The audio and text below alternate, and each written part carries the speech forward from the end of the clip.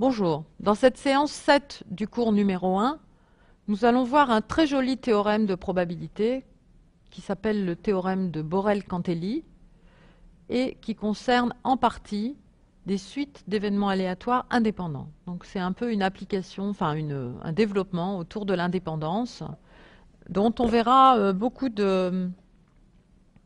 d'applications en fait dans un cours ultérieur lié aux convergences de suites de variables aléatoires. Donc, je vous rappellerai à ce moment-là l'utilisation du théorème de Borel-Cantelli, mais je trouve que c'est intéressant de le voir dès maintenant. On a tous les moyens mathématiques de le prouver. Donc voilà le contexte. On se donne une suite AN d'événements aléatoires. Pour l'instant, je ne suppose rien sur ces événements aléatoires. Ce qui nous intéresse, c'est de calculer, de connaître la probabilité de réaliser une infinité de AN. Alors, première chose, bon, vous l'avez vu dans la séance de rappel sur les ensembles, la théorie des ensembles, mais on va le revoir ici. Comment est-ce qu'on décrit le fait qu'on réalise une infinité de AN?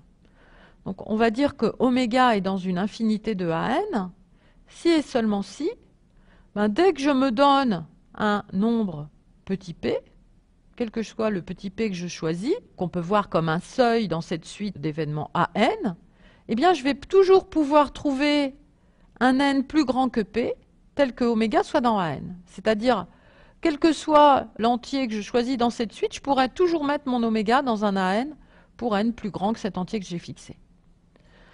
Donc vous voyez que ça se traduit de manière ensembliste. On a vu ou on sait que le quel que soit se traduit par une intersection et il existe par une union. Donc oméga va être dans une infinité de AN si et seulement si oméga appartient à l'intersection sur tous les entiers P possibles de l'union sur les entiers N plus grands que P des événements oméga et dans AN.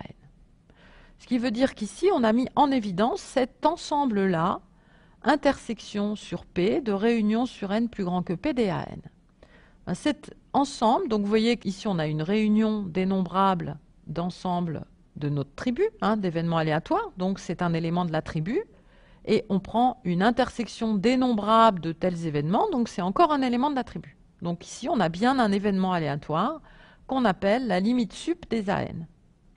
Donc ce qui m'intéresse, c'est comment puis-je calculer la probabilité de cette limite sup des AN qui me dit qu'on a une infinité de AN réalisée. Deuxième remarque, j'aimerais bien connaître le complémentaire de cet événement-là. Donc dire qu'on n'est pas dans une infinité de AN, c'est exactement dire qu'on est au plus dans un nombre fini de AN. Donc le complémentaire de une infinité de AN sont réalisés se traduit par le fait que, au plus, un nombre fini de AN est réalisé. Ce qui est équivalent, donc, au fait que oméga est dans le complémentaire de la limite sup des AN. Alors, juste pour jouer un petit peu sur ces choses-là, sur ces intersections de réunion, on va réécrire un peu différemment les choses. Donc, pour que vous voyez bien cette équivalence-là, dire que oméga n'est pas dans la limite sup des AN, c'est équivalent à dire que oméga n'est pas dans l'intersection sur P de la réunion sur N plus grand que P des AN. C'est la définition de cet ensemble limite sup des AN. Et ça, c'est la même chose que de dire que oméga est dans le complémentaire de cette limite sup, intersection sur P de l'union sur N plus grand que P des AN, complémentaire. Alors, ce que vous savez ou que vous avez vu dans la séance rappel sur théorie des ensembles, que le complémentaire d'une intersection, c'est la réunion des complémentaires, et que le complémentaire d'une réunion, c'est l'intersection des complémentaires. Donc ici, je vais avoir que oméga est dans la réunion sur P de l'intersection sur N plus grand que P des AN complémentaires. Là, je prends le complémentaire de l'ensemble AN. Et ça se traduit par le fait qu'il existe P, un entier, tel que quel que soit N supérieur ou égal à P, oméga appartient à AN complémentaire, ce qui est la même chose que de dire oméga n'appartient pas à AN. Hein. Donc ici, vous avez montré qu'il y a un seuil petit p, tel que si n est plus grand que p, oméga n'est pas dans AN, donc oméga va être au plus dans A0, A1, A2, etc. jusqu'à AP, donc il est au plus dans un nombre fini de AN. Donc on a bien montré notre équivalence directement. Bien. Maintenant que nous avons bien compris ce que signifiait cet événement aléatoire limite sup des AN, nous allons pouvoir énoncer le théorème de Borel-Cantelli. Ce théorème a deux parties. Une première partie qui est vraie pour toute suite d'événements aléatoires et une deuxième partie qui va concerner uniquement les événements aléatoires indépendants. Première partie du théorème, elle vous dit que si la série de termes général probabilité de AN converge, ici c'est une série à terme positif, donc on sait qu'elle converge toujours, soit vers une valeur finie, soit vers plus l'infini. Donc ici, on suppose que la série converge au sens où la somme ici est une valeur réelle finie. Et bien dans ce cas-là, la probabilité de la limite sup des AN est égale à 0. Ça veut dire qu'avec probabilité 1, oméga sera au plus dans un nombre fini de AN, on aura seulement un nombre fini de AN réalisé. Deuxième partie du théorème, si de plus on suppose que la suite des événements aléatoires AN est indépendante, alors si la série de termes général P de AN diverge, eh bien dans ce cas-là, la probabilité de la limite sup des AN vaut 1. C'est-à-dire qu'avec probabilité 1, une infinité de AN va être réalisée. Donc vous voyez que dans le cas où la suite d'événements aléatoires est indépendante, on a vraiment une dichotomie, soit la suite des P de AN converge et la limite sup des AN a une probabilité 0, soit la série de termes général P de AN diverge et la limite sup des AN a pour probabilité 1. Donc on appelle ça un résultat de type loi du 0,1. Hein. On a cette limite sup des AN, dans le cas où les AN sont indépendants, ben soit elle a une probabilité 0, soit une probabilité 1. Il ne peut rien se passer d'autre. Donc nous allons maintenant démontrer ce résultat. Donc ce résultat a deux parties. La première partie ne fait aucune hypothèse, il va être facile à montrer. La deuxième partie utilise l'hypothèse d'indépendance et vous allez voir que c'est plus délicat à montrer. Donc montrons déjà la première partie du théorème. Donc première partie, là l'hypothèse c'est que la série de termes général probabilité de AN est finie. Alors nous voulons calculer la probabilité de la limite sup des AN. La limite sup des AN, c'est l'intersection sur P du sup sur N plus grand que P des AN. Nous allons remarquer ici que cette limite sup s'écrit comme l'intersection sur P des événements aléatoires BP, où BP est égal à l'union sur N plus grand que P des AN. Donc ce qu'on remarque de manière évidente, c'est que la suite BP, indexée par P, est une suite décroissante au sens de l'inclusion. Une suite décroissante d'événements aléatoires.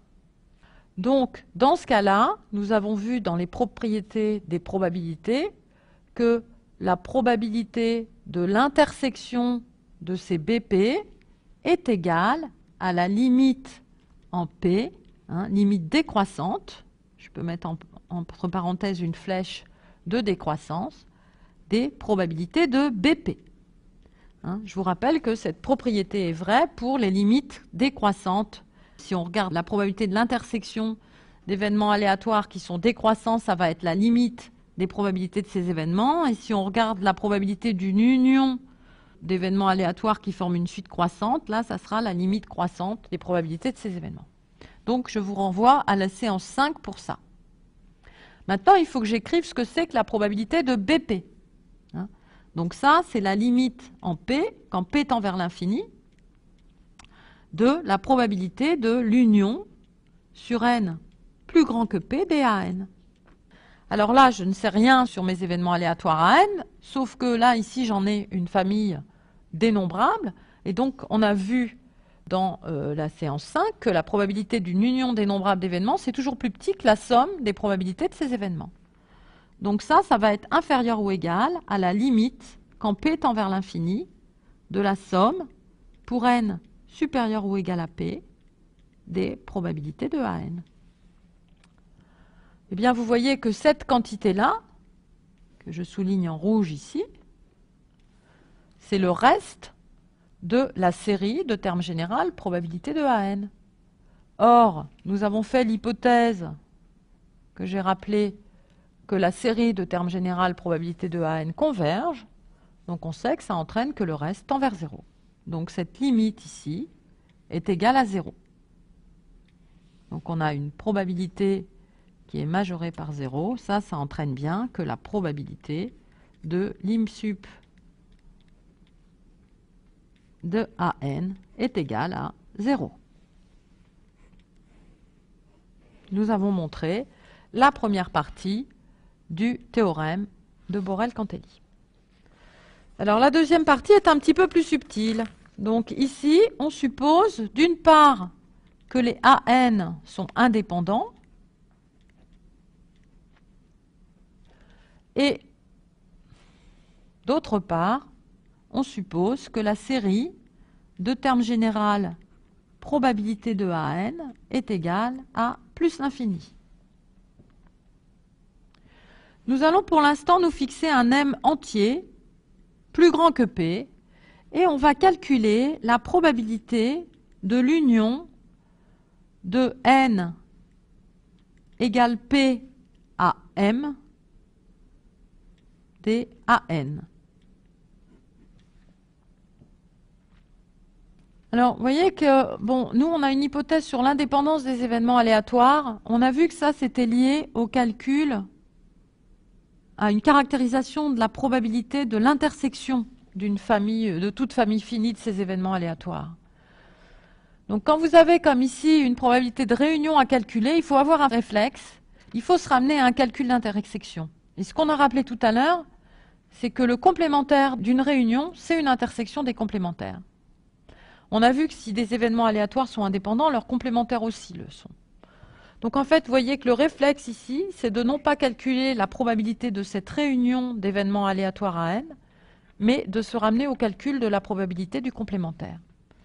Donc ça, on sait que c'est 1 moins la probabilité du complémentaire de l'union de n égale p à m de AN.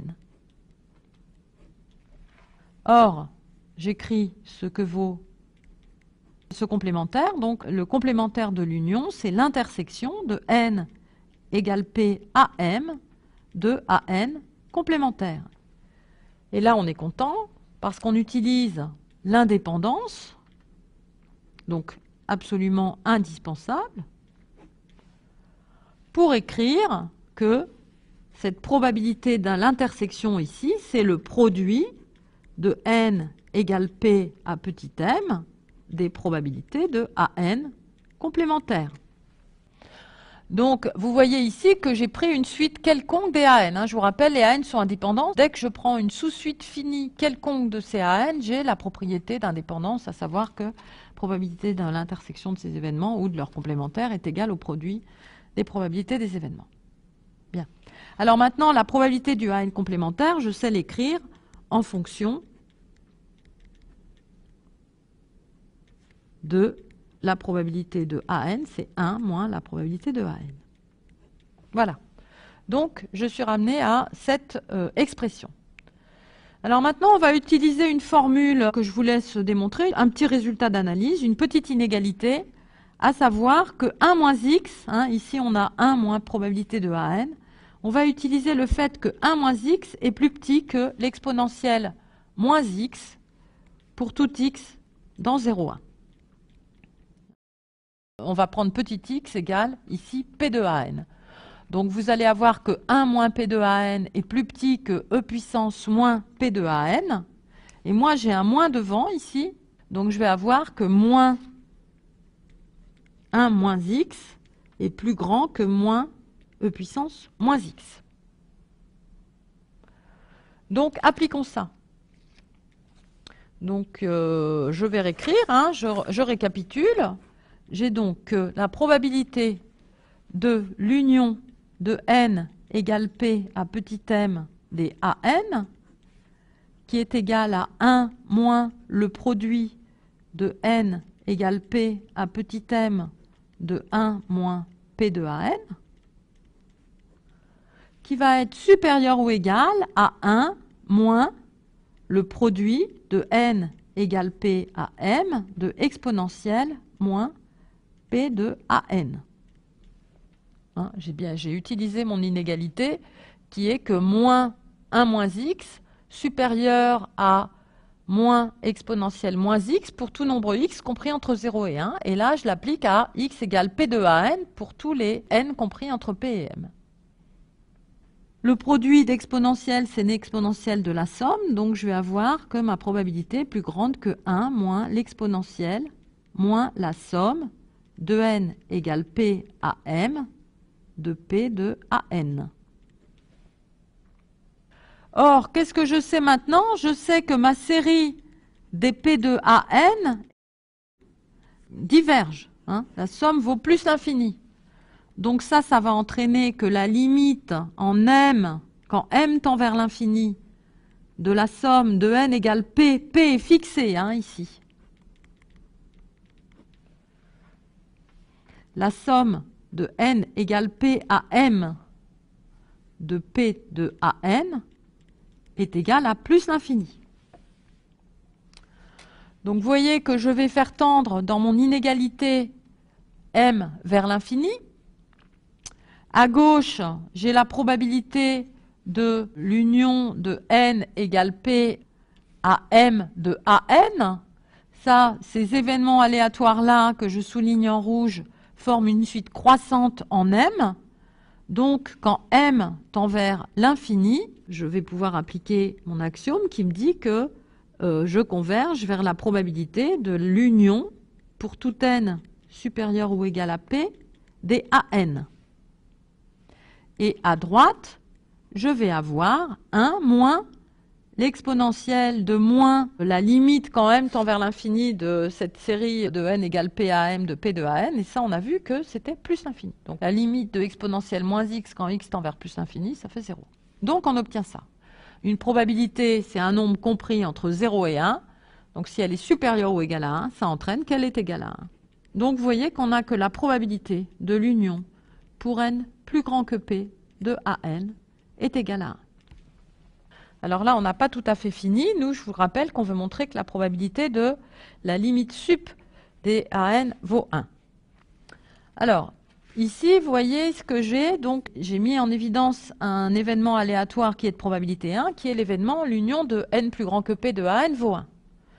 Donc ça m'entraîne que la probabilité du complémentaire de cet événement aléatoire vaut 0. Donc je vais appeler n indice p, c'est le complémentaire de l'union sur n plus grand que p des AN. Donc par définition, hein, c'est l'intersection sur n plus grand que p des AN complémentaires. Et donc ce qu'on sait, c'est que la probabilité de np est égale à 0. Donc ça, c'est une définition que je vous dis là. On dit que np est un ensemble négligeable pour la probabilité p, parce que sa probabilité est égale à 0. Négligeable, c'est une définition pour p. Donc pour chaque petit p, j'ai mis en évidence un événement aléatoire np qui est de probabilité nulle. Alors, maintenant, je vous rappelle, nous, on veut calculer la probabilité de la limite sup de AN. Hein, on veut montrer qu'elle est égale à 1. Donc, en fait, ce qu'on va montrer, c'est que la probabilité du complémentaire de cette limite sup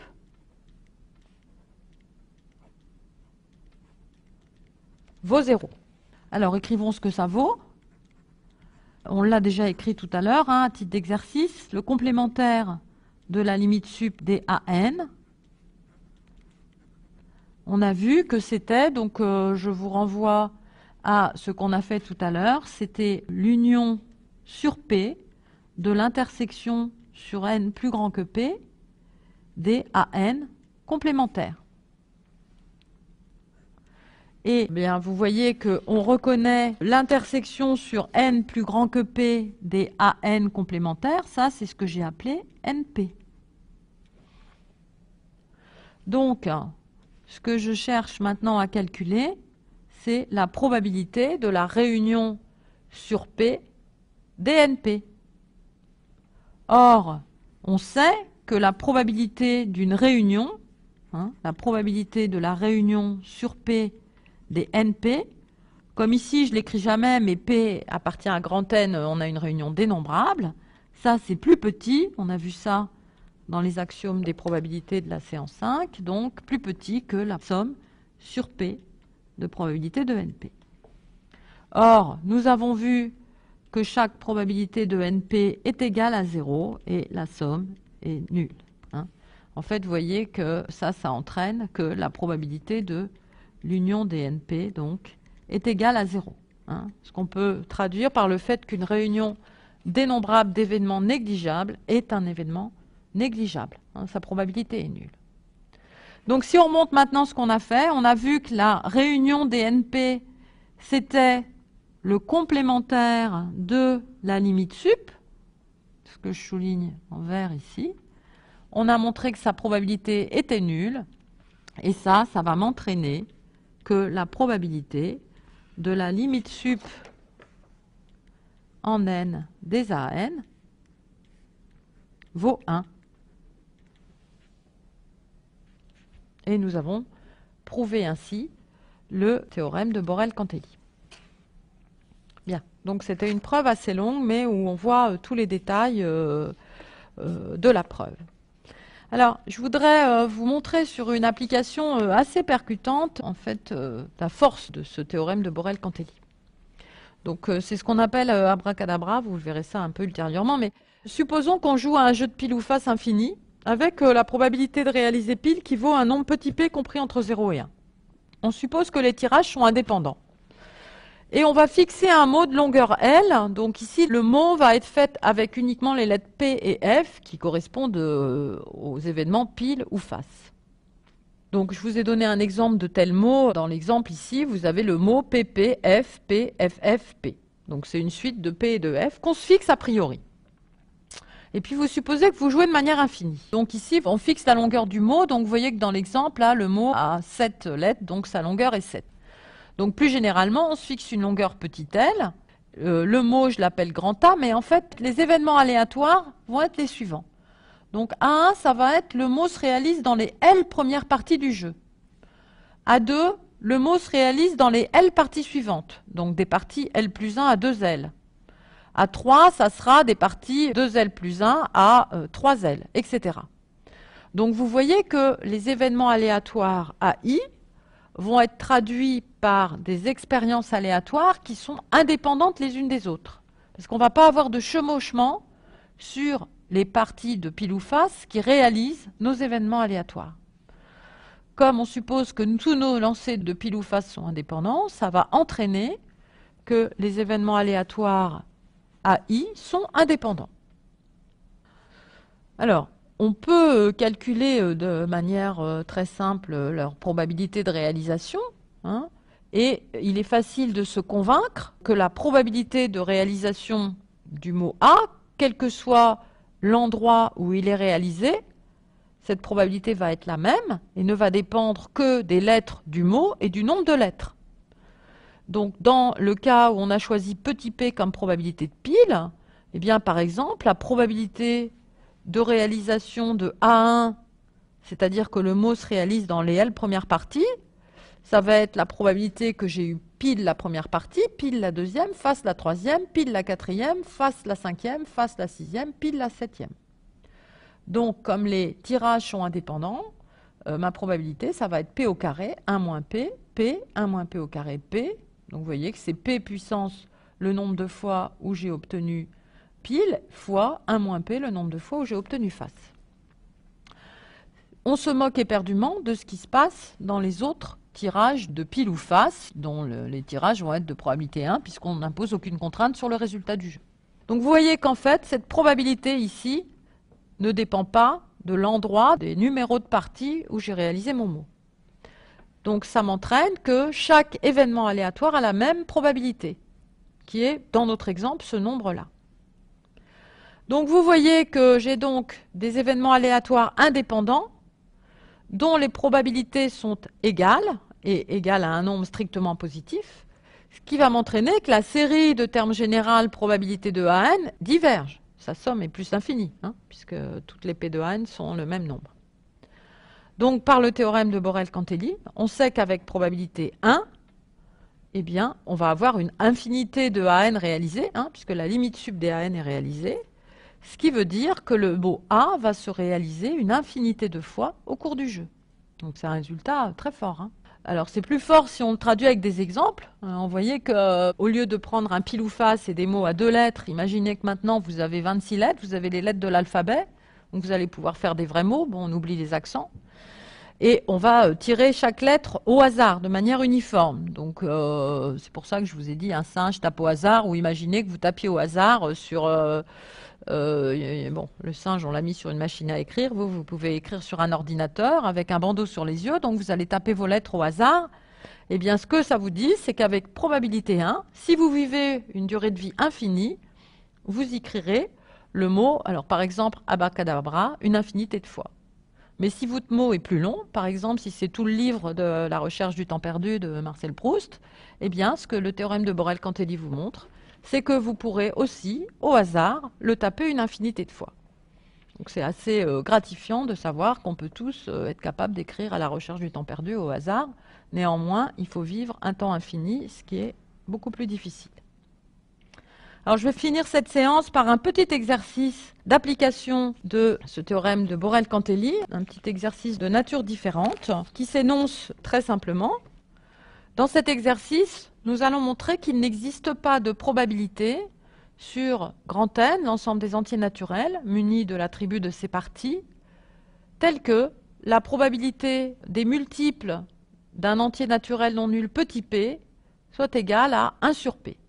Donc ici, dans ma notation, P.N, ça désigne l'ensemble des multiples de petit p. Donc montrons cet exercice. Donc supposons ici que la probabilité des multiples d'un entier petit p soit égale à 1 sur p, et on va supposer ici que p est un nombre premier. Je prends maintenant un autre nombre premier Q, et je suppose que Q est différent de P. Par hypothèse, on sait que la probabilité des multiples de Q, c'est égal à 1 sur Q. Regardons maintenant ce que vaut l'intersection de l'ensemble des multiples de P et de l'ensemble des multiples de Q. Eh bien, pour être multiple à la fois du nombre premier petit p et du nombre premier petit q, il est nécessaire et suffisant d'être multiple du produit PQ. Ça, c'est un résultat d'arithmétique auquel je vous renvoie. Par exemple, si vous voulez choisir un nombre qui est multiple à la fois de 2 et de 3, il va nécessairement être multiple de 2 fois 3 égale 6. Donc vous voyez qu'en écrivant ça, vous allez pouvoir en déduire que la probabilité de l'ensemble des nombres entiers qui sont à la fois multiples de P et de Q, puisque c'est la probabilité des multiples de PQ, par hypothèse sur notre probabilité, ça vaut 1 sur PQ. Or, 1 sur PQ, c'est aussi égal à 1 sur P fois 1 sur Q, c'est-à-dire à la probabilité de l'ensemble des multiples de P fois la probabilité de l'ensemble des multiples de Q. Et vous voyez ce qu'on vient de montrer, c'est que les événements aléatoires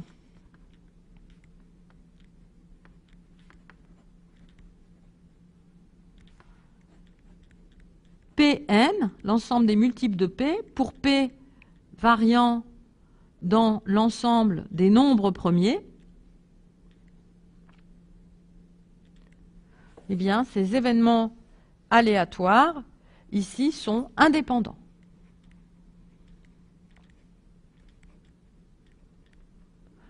Ils sont indépendants et de plus, on connaît leur probabilité. Hein. On a supposé que la probabilité de l'ensemble des multiples de petit p, c'est 1 sur p. Alors, de plus, la somme sur p nombre premier, vous voyez ici l'ensemble dénombrable qu'on considère, qui est l'ensemble des indices de notre suite d'événements aléatoires, c'est l'ensemble des nombres premiers. Hein. Donc la somme sur l'ensemble des nombres premiers, des probabilités des événements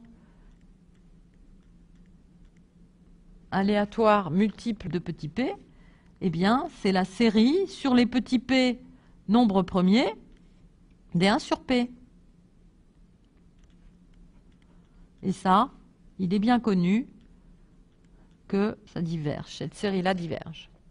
Donc, nous sommes dans les hypothèses d'application du théorème de Borel-Cantelli, puisque notre suite d'événements aléatoires, donc ici, vous voyez AP, c'est l'ensemble des multiples de petit p. Notre suite AP est une suite d'événements aléatoires indépendants, et la série de termes général probabilité de AP est égale à plus infini. Donc, par le théorème de Borel-Cantelli, nous savons que la probabilité de la limite sup de ces AP est égale à 1. Alors, ça veut dire qu'une infinité de ces événements aléatoires AP, qui sont les ensembles multiples d'un nombre premier petit p, une infinité de ces événements aléatoires est réalisée. Ça veut donc dire qu'avec probabilité 1, si cette probabilité P existait, avec probabilité 1, nous aurions que tout entier est multiple